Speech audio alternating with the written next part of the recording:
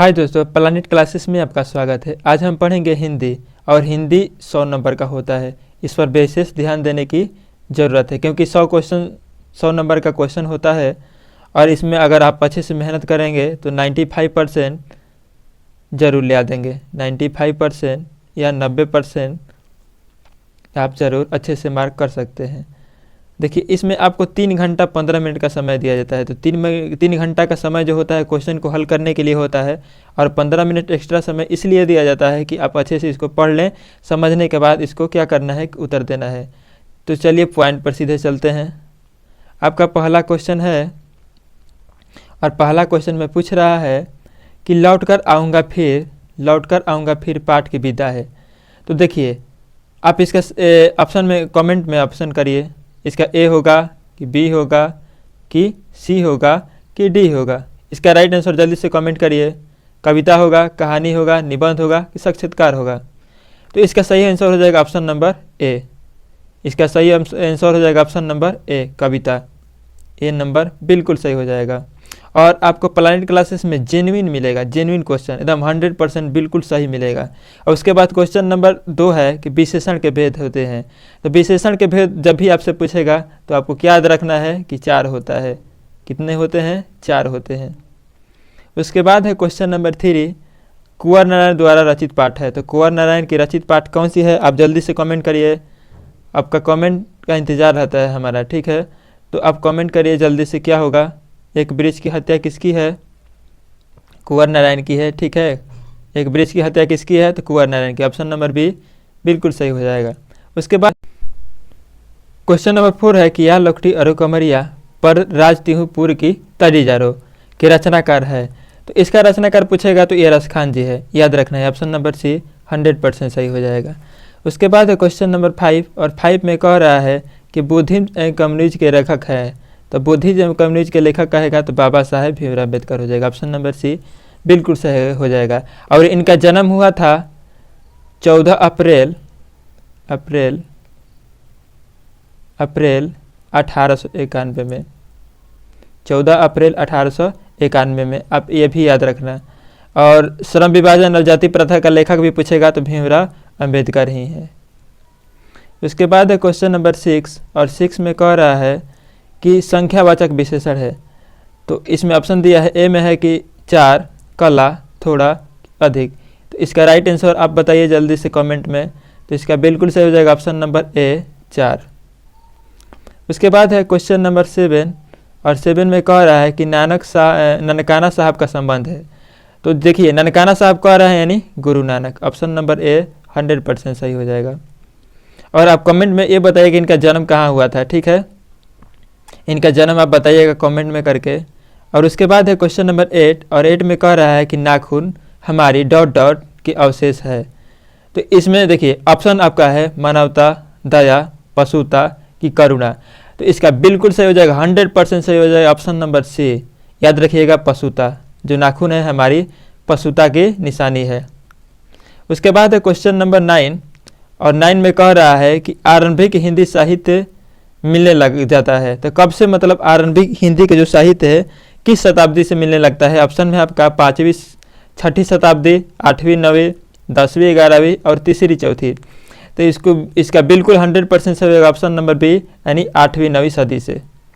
उसके बाद है क्वेश्चन नंबर 10 और 10 में कह रहा है कि अमरकांत का जन्म कब हुआ? तो अमरकांत का जन्म आप लोगों को याद रखना है।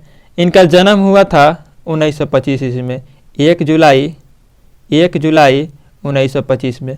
100% सही क्वेश्चन का सही आंसर मिलेगा यहाँ पर। उसके बाद है क्वेश्चन नंबर 11 और 11 में कह रहा है कि भाववाचक संज्ञा का उदाहरण है।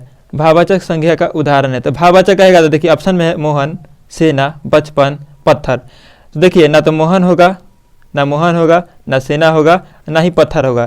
तो इसका बिल्कुल 100% सही होगा बचपन। ऑप्शन नंबर सी बिल्कुल सही हो जाएगा। बचपन कहेगा, बुढ़ापा कहेगा, ठीक है? तो ये क्या हो जाता है? भाववाचक संज्ञा।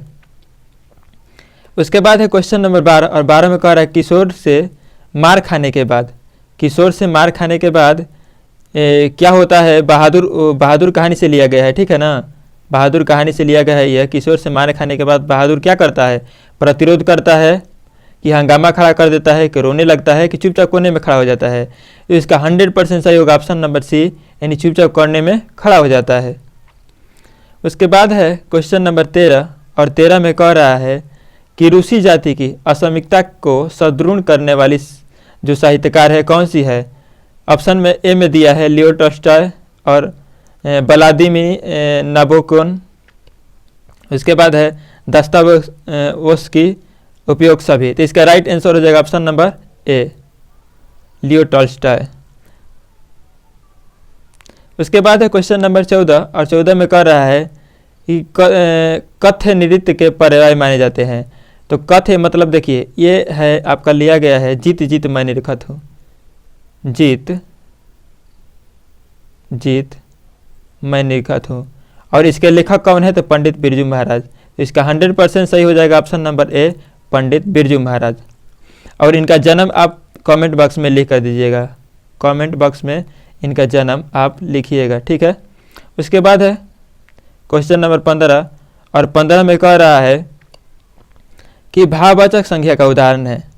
तो भाववाचक संख्या का कहेगा तो देखिए ऑप्शन में आपका दिया है भलाई, दूध, सुंदरता, और सॉरी दोस्तों इसमें नहीं दिया है, नहीं है, भाववाचक संख्या का उदाहरण नहीं है। तो इसका 100% सही हो जाएगा दूध, क्योंकि दूध जो है द्रव्यवाचक संख्या का उदाहरण है, द्रव्यवाचक संख्या का उदाहरण होता है। दूध, पानी, तेल, ये सब क्या होता है, द्रव्यवाचक संख्या का उदाहरण है। उसके बाद है क्वेश्चन नंबर 16 कि जीत जीत मैं निरखत हूँ पाठ के केंद्रक है। तो जो जीत जीत मैं निरखत हूँ पाठ के, इसका कहने का सेंस है कि मतलब राइटर कौन है, लेखक कौन है, ऑथर कौन है। तो इसका बिल्कुल सही हो जाएगा 100% option number C, Pandit Birju Maharaj. उसके बाद है क्वेश्चन नंबर 17, और कह रहा है कि अगे ने सूत्रपात किया। तो अगे ने ये किए थे प्रयोगवाद का, ऑप्शन नंबर सी बिल्कुल सही हो जाएगा। उसके बाद है क्वेश्चन नंबर 18, और 18 में कह रहा है कि स्वर संधि का उदाहरण है। तो इसका ऑप्शन दिया है रामावतार, परमानंद, कविद, और उसके बाद उपयोग सही। तो इसका राइट आंसर आप लोग कमेंट में करिए जल्दी से, ए होगा कि बी होगा कि सी होगा कि डी होगा। तो इसका बिल्कुल सही हो जाएगा ऑप्शन नंबर डी, 100%।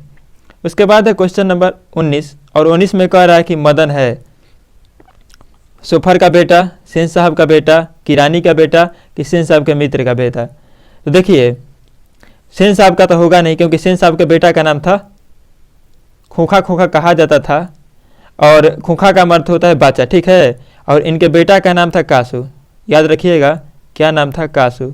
तो ये तो होगा नहीं। और ये मदन जो था गिरधर लाल का पुत्र था, मदन के पिता का क्या नाम था तो गिरधर लाल, याद रखिएगा गिरधर लाल, गिरधर लाल के पुत्र था।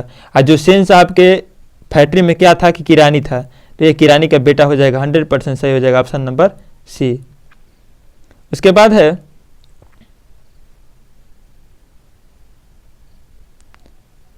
क्वेश्चन नंबर 20, और 20 में कह रहा है कि अन्य पुरुष के भेद है, मतलब अन्य पुरुष डॉट डॉट भेद है। तो इसका सही हो जाएगा ऑप्शन नंबर डी, पुरुषवाचक सर्वनाम, डी बिल्कुल सही हो जाएगा। उसके बाद है क्वेश्चन नंबर 21, और 21 में कह रहा है कि पंडित बिरजू महाराज को गांडा बांधा, किसने बांधा था तो पिताजी ने बांधे थे। और गांडा बांधा पिताजी को कितना रुपया दिया था तो 500 रुपया, ये भी याद रखना है। और ये पंडित बिरजू महाराज जीत जीत निरखत के पाठ के राइटर भी हैं, तो ये भी याद रखना है। और क्वेश्चन नंबर 22 है कि लौटकर आऊँगा फिर पाठ के लेखक है। तो लौटकर आऊँगा फिर पाठ के लेखक है जीवानंद दास, ऑप्शन नंबर डी 200% सही हो जाएगा। उसके बाद है क्वेश्चन नंबर 23, जापान पर परमाणु बम गिराया। तो जापान पर परमाणु बम इंग्लैंड, अमेरिका, चीन, रूस। तो इसका 100% सही हो जाएगा अमेरिका ने जापान पर क्या किया था कि बम गिराया था, और कहाँ पर गिराया था आप कमेंट में बताइएगा, ठीक है। उसके बाद है क्वेश्चन नंबर 24 में कह रहा है कि रोन नदी डॉट डॉट में है। तो रोन नदी फ्रांस में है, ऑप्शन नंबर बी इसका बिल्कुल सही हो जाएगा। उसके बाद है क्वेश्चन नंबर 25 कि द्विगु समास नहीं है। तो द्विगु समास नहीं है कहेगा तो देखिए त्रिलोकी है, दूसरे समास हो जाएगा। त्रिलोकी ये भी क्या हो जाएगा, 3 लोग, त्रि का मतलब होता है 3, त्रि का मतलब होता है 3। तो संख्यावाचक होगा तो द्विगु हो जाएगा, शताब्दी द्विगु होता है, नवरत्न भी द्विगु हो जाएगा। तो इसका नहीं होगा क्या तो ये भाई बहन, भाई को उल्टा बहन, ये कौन सा समास हो जाएगा, द्वंद्व समास हो जाता है, ये आपका द्वंद्व समास हो जाएगा।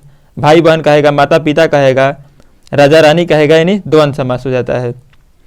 तो चलिए दोस्तों, आशा करता हूँ कि मैंने जो क्वेश्चन बताया आपको समझ में आया होगा, और इसका नेक्स्ट पार्ट 2 बनेगा, उसमें आपको पूरा क्वेश्चन दिया जाएगा। तो चलिए, थैंक यू।